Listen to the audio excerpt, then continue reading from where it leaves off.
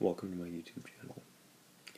My name is Nathan Jakar, and this is the first video that I'm posting, surrounded by the art of my niece, but it won't always be that way. Anyway, for the first video, since initially most everything that I post on here is going to be related to Christianity. And with every Christian, with every person who comes to follow Christ, there's a story, a background, a testimony.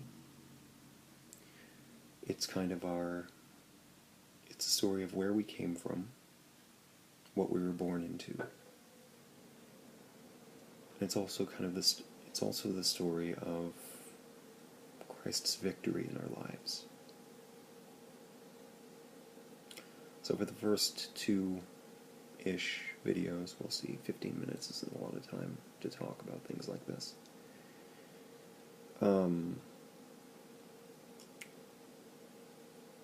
It's going to be my story, my testimony, where I came from before I really found myself following Christ. So, the first part here,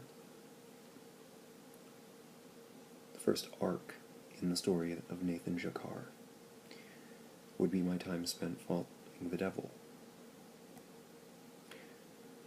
I use the term Satanist, but it's kind of wishy-washy, because I didn't do any rituals or anything like that. I didn't read Anton LaVey, at least not to follow him. It was kind of a mild curiosity. Instead, I simply served the devil.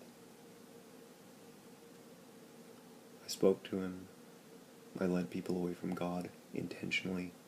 I manipulated people, lied to people, even tried to get one girl to kill herself. Tried to talk her into committing suicide. In fact, I spent about 10 years believing I had succeeded, until I found out she was still alive. I'd been told she killed herself, and thought it was, I was guilty for a long time, in my own eyes. Anyway, it all started pretty early. My brother and I were raised in church. Our mom, she bounced around to a lot of different ones. After she divorced her dad, she left Texas, which is where I was born, in Fort Hood, in Killeen, Texas. And then my brother as well. And then she moved from there to Pennsylvania to live with our aunt,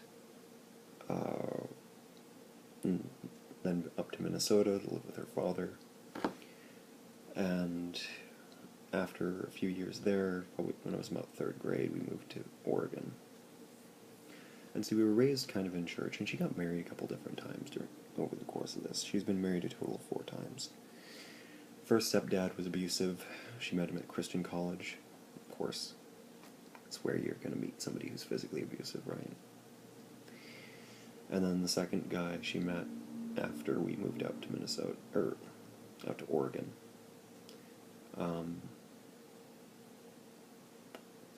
He ended up being an addict.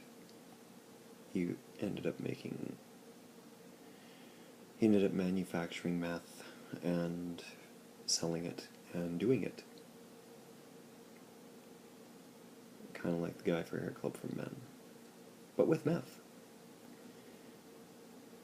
Anyway, so it was kind of actually about the time that, she was married to him that I got into this. And I fell into it when I fell into it when I started actually paying attention in church, which sounds bad, but let me explain. Basically what happened was, when I was a little kid, I spent a lot of time drawing. I drew a lot of animals and dinosaurs because I wanted to be a scientist. I grew up studying zoology and paleontology because that's what I wanted to do with my life. From the time I was about 3 years old to the time I was 24, that was what I was devoted to. So, almost 2 decades worth, more than 2 decades worth of study into that. And I mean, I was devoted. I can be a very, very devout person when I want to be. Very committed. So in that regard, yeah. But the church story. When I was a little kid, though, I would always draw. And that was my art form. That was my means of expressing myself. And I remember particularly this one time I was drawing, I was trying to decide what I wanted to draw. I was bouncing around between an alligator, Deinonychus, whatever. And I was sitting there in church, and I remember I looked up. We were going to Good Shepherd Community, or Good Shepherd, out here in Gresham. And I remember looking up and listening to the pastor for a moment. I thought to myself, I believe in God. And I supposedly believe in this Jesus that he speaks of. So, maybe I should be paying attention. And this is when I was 12. After about a year of that, I ended up spending a lot of time thinking. I was 13 when I first started to kind of fall into this stuff. The service, as it were. I spent a lot of time when I was 13 in introspection, looking at myself and my character and kind of who I was as a person, my nature. And the reason for this was because I had I'd been taught the idea of predestination, the doctrine of that. And I'm talking like full Calvinist theology here, where 5-point Calvinist theology, where it's essentially, there's everything set in stone. God already knows everything that's going to happen. Your life is already made up for you. It's just a matter of passing through the time.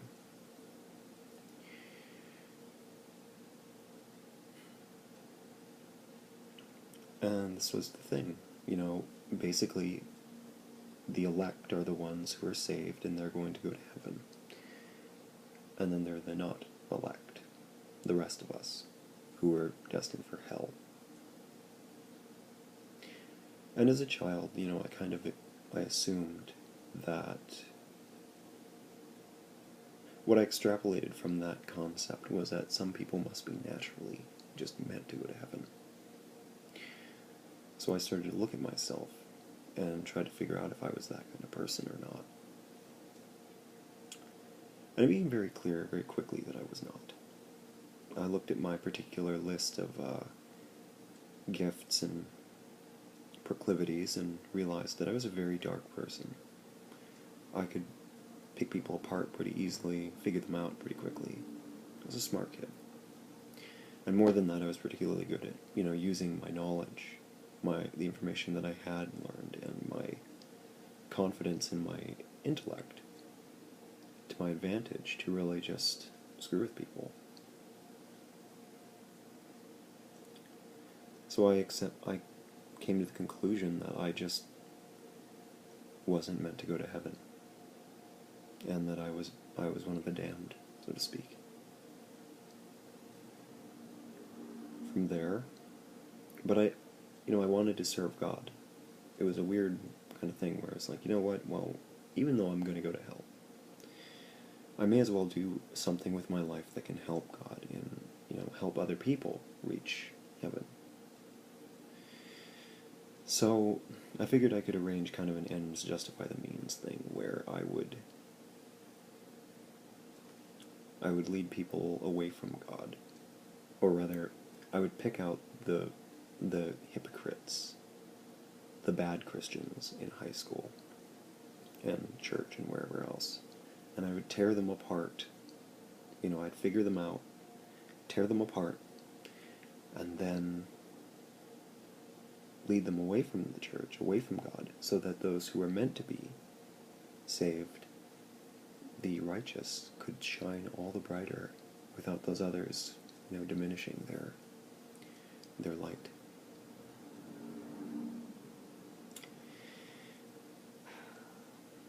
Shortly thereafter, I saw my first demon, which was an experience. I remember I was laying on the floor of my bedroom, and I remember I was just kind of looking up at the ceiling, and I saw out of the corner of my eye a shadow stand up from behind a chair. It was like the shape of a man, and it stood up to the ceiling of the room. He was probably about 6'5", 7 foot, very tall, and he just stood there, and he just kind of moved a little bit, like just watching. And there was no confusion, it was just kind of an immediate, I wasn't worried that my mind was playing tricks on me, that I was hallucinating. I wasn't, it wasn't a ghost, it was nothing. I knew immediately. I thought to myself, oh, that's a demon. And it quickly dawned on me that it was, one of two possibilities. Either my choice, my actions that I had been doing at this point in time. I was in high school by then, freshman year. Either I had been doing something good, and he was here to mess with me and try to stop me, or I was doing something evil, truly evil, and it had pleased the devil enough that he would send somebody to make friends. A few years later, within a few months, I came to realize that, it was the latter. And since I was already in it, I just kind of accepted it. So I started to work very closely with Lucifer. I was taught things, how to better manipulate people, how to better distract them, how to really get to people. And I was also allowed to call demons. One particular example, probably the one where it got rid of any worry about my hallucinating or possibility of going insane. I spent a lot of time in isolation as a boy. So there was that concern. But I remember I called one demon to follow me to a friend's place. And I remember we were sitting there that night, and we watched it. We watched this face. It manifested as a face and just moved across the wall. And both of us had been watching a show, and I saw it, and I waited. And I was like, okay, well, let's see. And my friend turns to me, he goes, "Holy crap, did you just see that?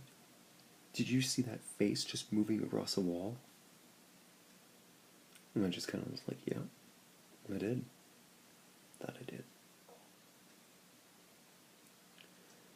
So to dispel all doubt, as far as my own skepticism or concerns of my mental health, it was the demon that I had brought with me, and it was the one that he saw. We both saw.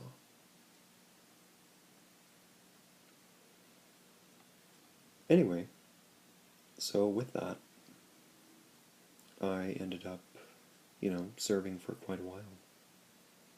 As I said, I did some really messed up things. Tried to do even more messed up things. Turned brothers against each other, family against family. Tried to kill that girl. Tried to get her to do it herself,